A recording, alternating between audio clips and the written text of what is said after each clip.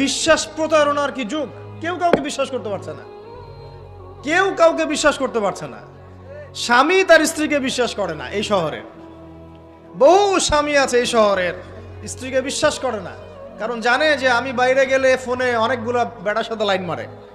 স্বামী খুব ভালো করে জানে।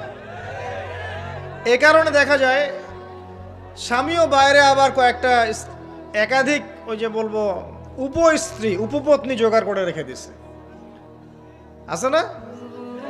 মেয়ে স্ত্রী বাসায়, স্বামী যখন চলে যায় স্ত্রী অন্যের সাথে পরকিয়া করে, আবার স্বামী বাইরে গিয়ে স্ত্রীকে বাদ দিয়ে অন্য মেয়ের সাথে পরকিয়া করে।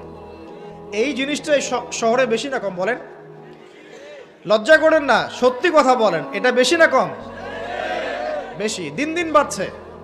আর যে মিডিয়াগুলো আমরা দেখি এগুলোই শিখায় আমাদেরকে, পরকিয়া শিখায় না? পরকিয়া